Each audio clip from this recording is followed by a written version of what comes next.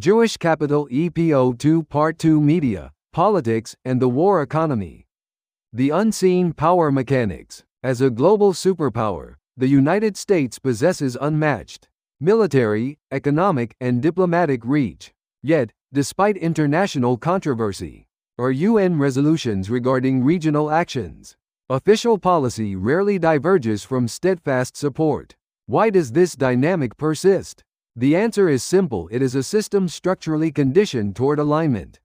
While the First Amendment legally guarantees freedom of speech, critiques targeting specific financial and political networks are routinely framed as unacceptable prejudice. Under such constraints, public figures, journalists, and academics naturally adopt habituated self-censorship. This silence stems not from direct physical coercion, but from learned institutional caution. The absolute role of money in politics is another primary driver.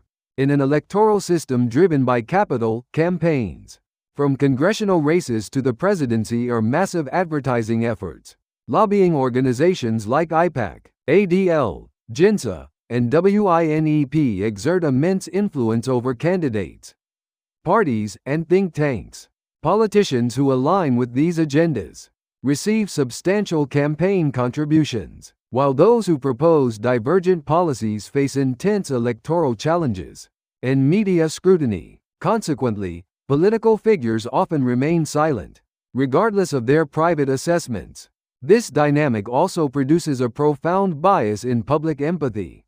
Information is delivered selectively, shaping how audiences perceive tragedy. When civilian casualties occur in conflict zones, they are often presented as abstract statistics, whereas casualties on the opposing side receive detailed human interest coverage and personal stories. This subtle editorial choice directs public emotion, manufacturing curated empathy. Finally, traditional democratic checks and balances become diluted.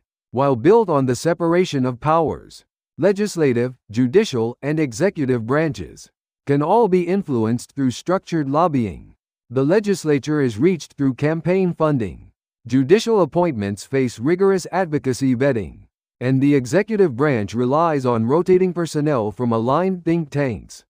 When institutional checks lose their independence, a nation's foreign policy can become captive to concentrated interests. This dynamic demonstrates that freedom and justice can become highly selective when shaped by transactional motives. War cannot be understood merely as an ideological clash. It is an integral component of an economic system, the ultimate driver of the military-industrial complex. At the center of this lucrative trade stands concentrated financial capital. First, who benefits most when conflict erupts? While citizens experience fear and media outlets broadcast security warnings, equity markets respond with surging valuations for defense contractors. Following major conflicts, stock prices for giants like Lockheed Martin, Raytheon, and Northrop Grumman routinely spike. Major asset managers like BlackRock, Vanguard, and Fidelity see substantial returns from these defense holdings. Modern conflict often functions as a high-yield business model. Second, consider the ownership structure of top defense firms. Major defense contractors share a common set of institutional shareholders. Lockheed Martin's primary institutional holders include BlackRock, Vanguard, and State Street. Raytheon's primary holders are Vanguard and BlackRock. Northrop Grumman is heavily held by BlackRock and Fidelity. General Dynamics shares major backing from Vanguard and J.P. Morgan. Boeing Defense is similarly backed by major asset managers and institutional funds. These investors are not passive shareholders.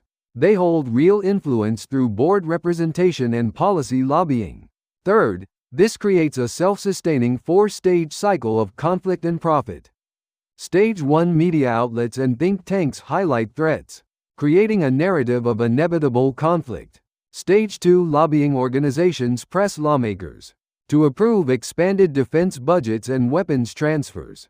Stage 3: government defense contracts generate immense revenues for contractors and their institutional investors. Stage 4: post-war reconstruction contracts allow major construction and energy firms to extract secondary profits.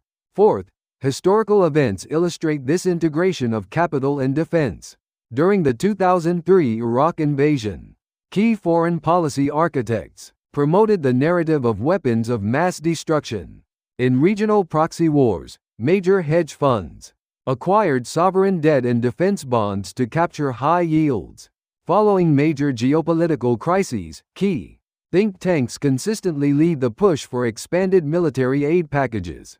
Fifth, while these networks may not directly start wars, they design the conditions that sustain them. War often operates not as a failure of diplomacy, but as a commercial success for military capital. The ultimate authority belongs to those who determine when conflicts begin, how long they last, and who profits from them. This leads us to two fundamental questions. In whose interest are these conflicts permitted to continue? And who holds true authority, those on the front lines, or those who manufacture the armaments? It is time to clearly recognize the close relationship between defense industries and concentrated capital. At the heart of this system lies a network that profits from the architecture of global conflict. In our next episode, we will examine the hidden mechanics of the UN, IMF, WHO, and the Global Digital Control Network. If you found this video insightful, please like, subscribe, and hit the notification bell. Thank you for watching.